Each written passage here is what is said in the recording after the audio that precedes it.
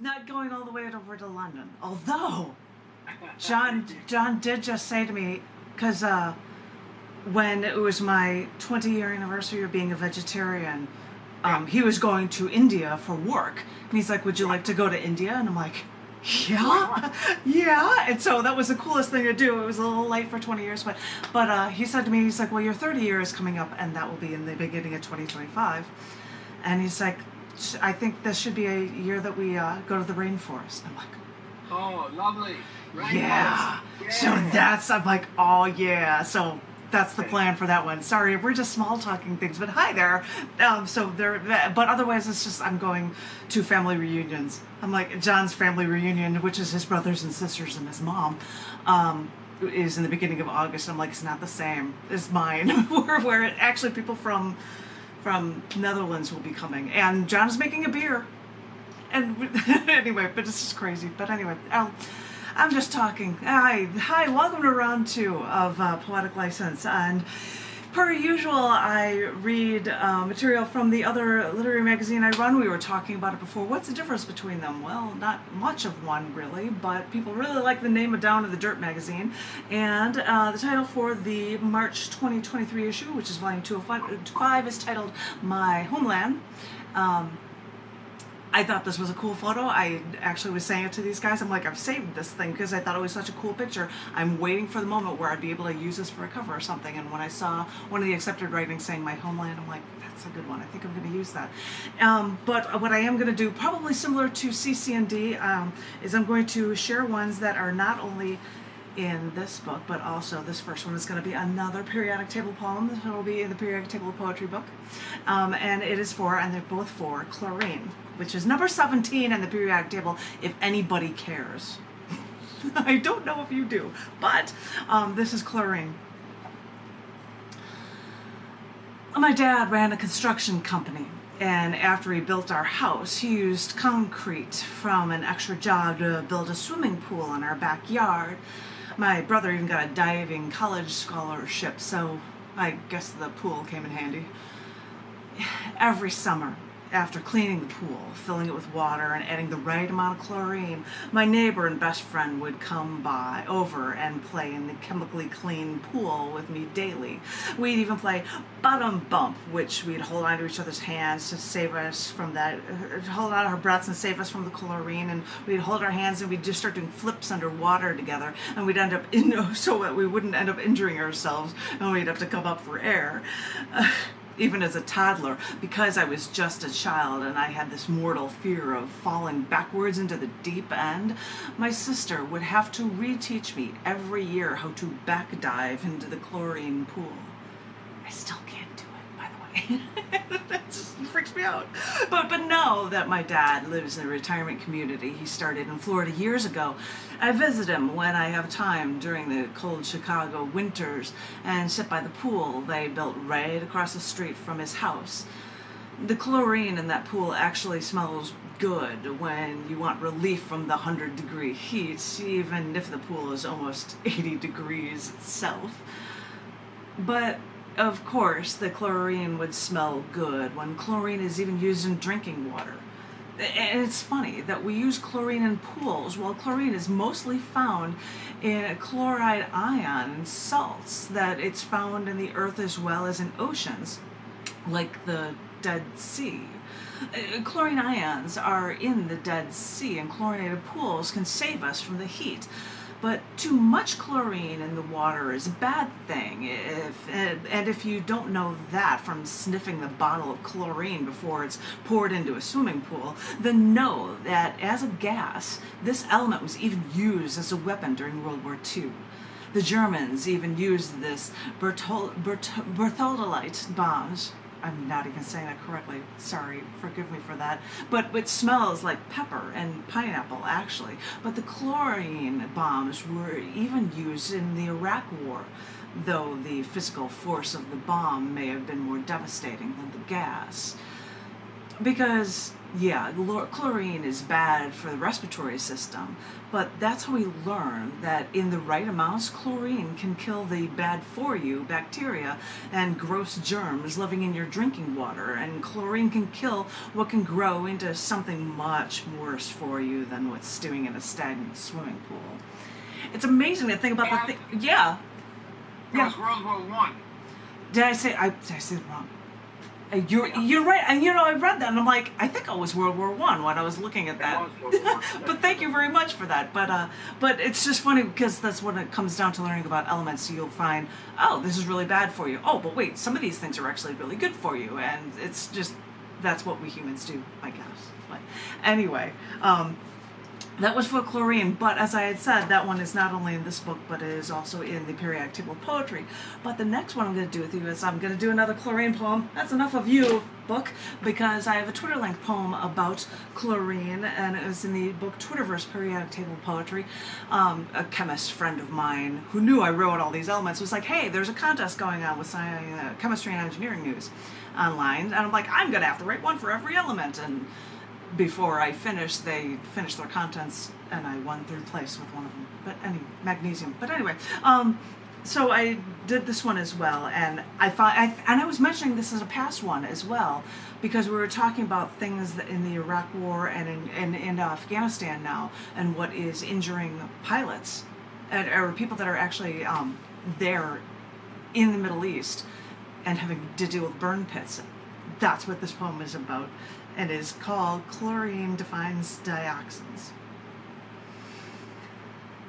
The number of chlorine atoms and their positions in dioxin molecules determines the toxicity of what Iraq War soldiers breathe in our government burn pits.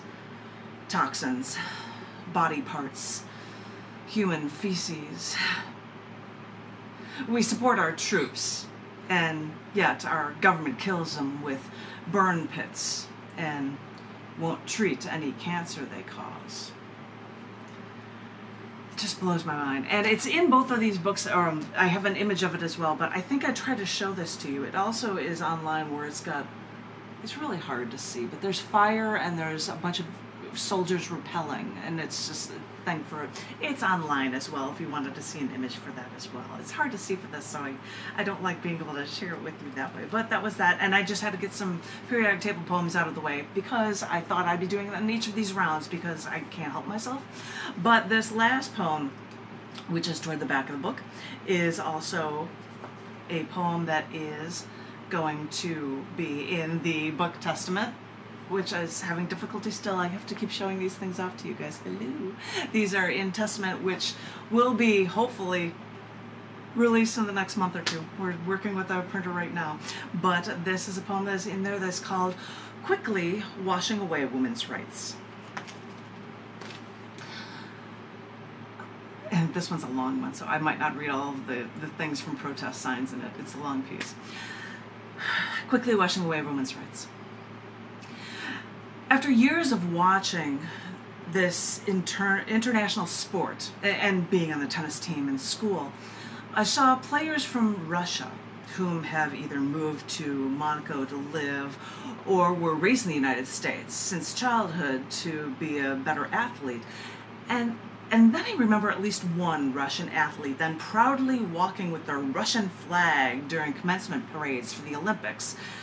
And this sickened me.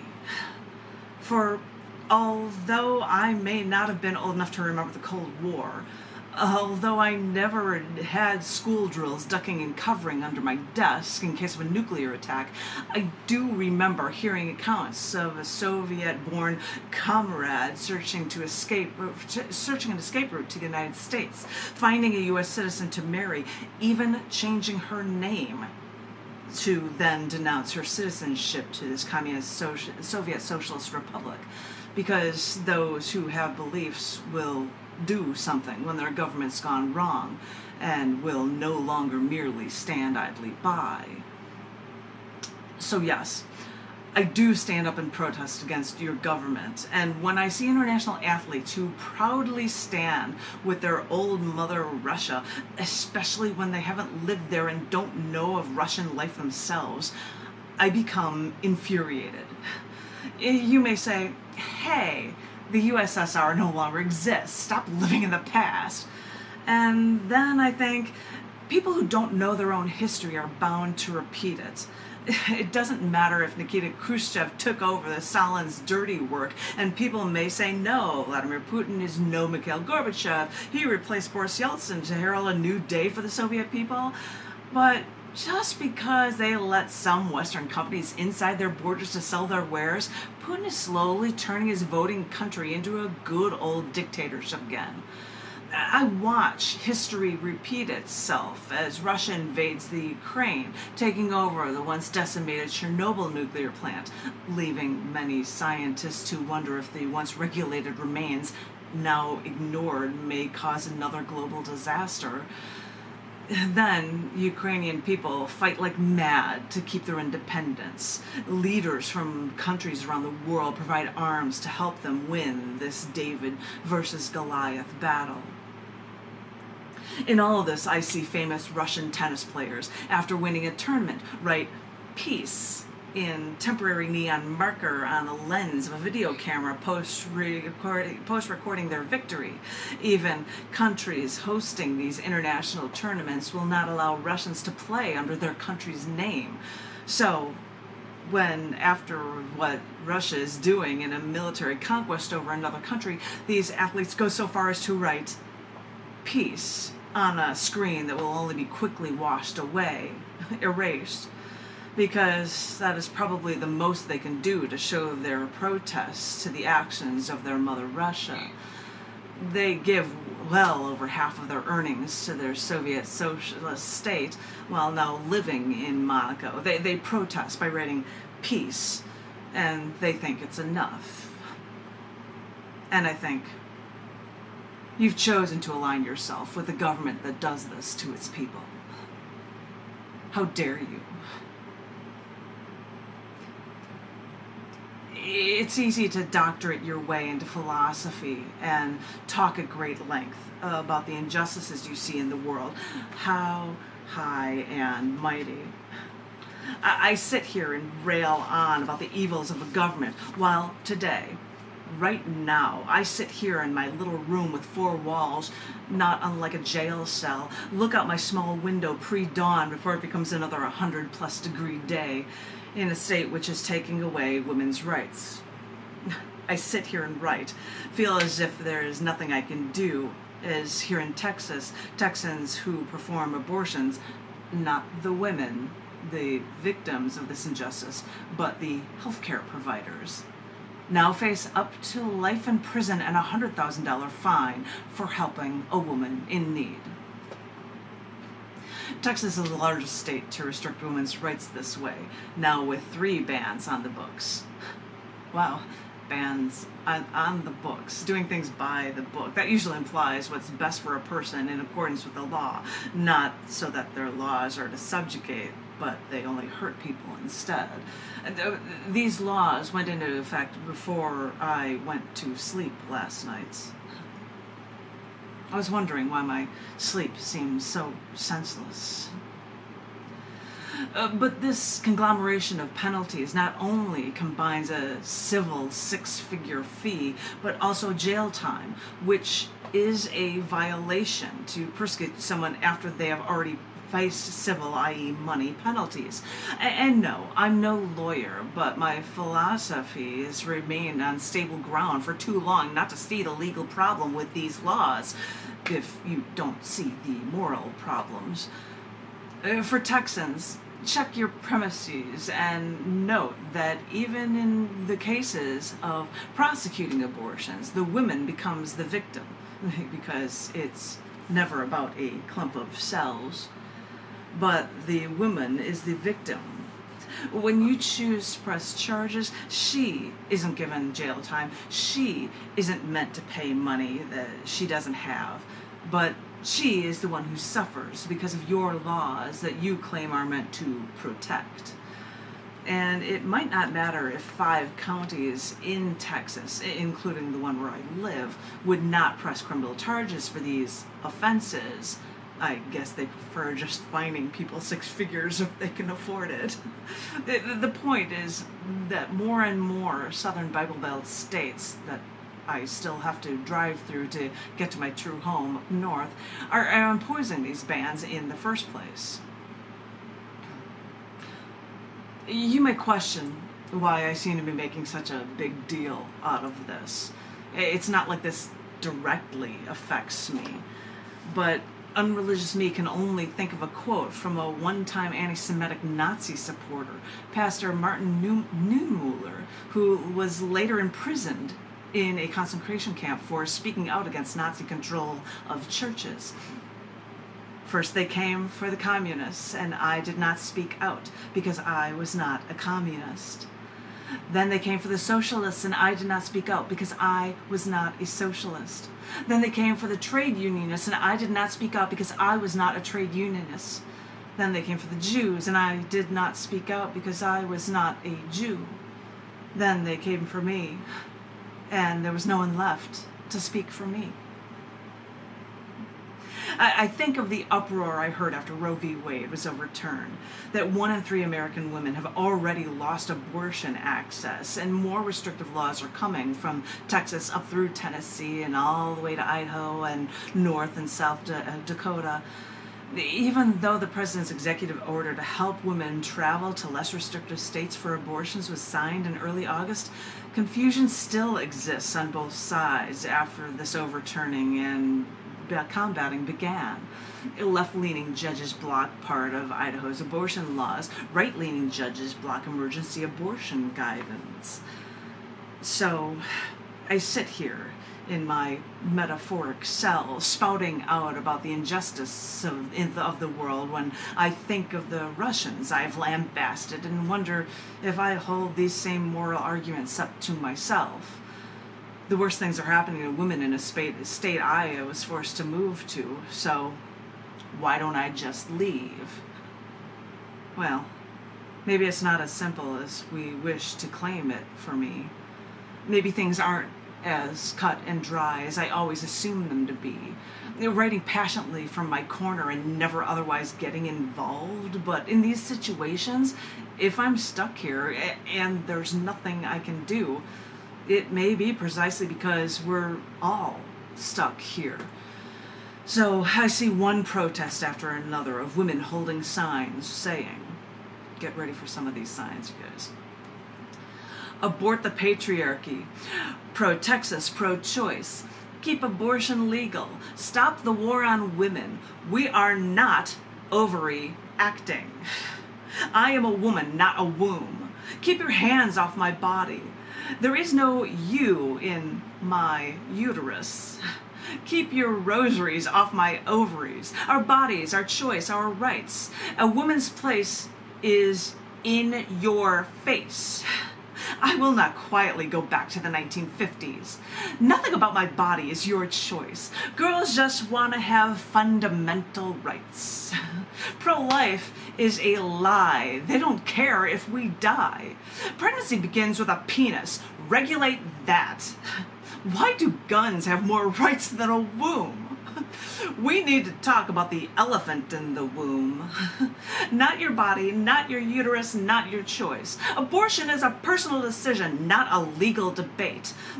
My arms are tired of holding this sign since the 1960s. You want to cut off my rights? Can I cut off yours? We are Ruth Bader Ginsburg less. Act accordingly. He who hath not a uterus should shut the fucketh up. Public service announcement, no uterus equals no opinion. If men could become pregnant, abortions would be sacrament. Texas, where a virus has reproductive rights and a woman doesn't. Hey, I just met you and this is crazy, but a clump of cells is not a baby. Fight like a woman who has a right to choose not to become a mother. And the last one, making abortions illegal didn't stop abortions any more than prohibition stopped drinking. These messages are getting louder and louder, longer and longer, but I think you get the idea. But if there are this many people who feel this strongly, this reassures me and makes me wonder if protests at times like this really do lead to change. Maybe just the right words from every person in any way they can this time can come from all, no matter how big or small, to get this repressive mentality out of the dark ages. None of us are sure just how we took so many giant steps backward, but I think we all agree it's time we move forward again. That was long.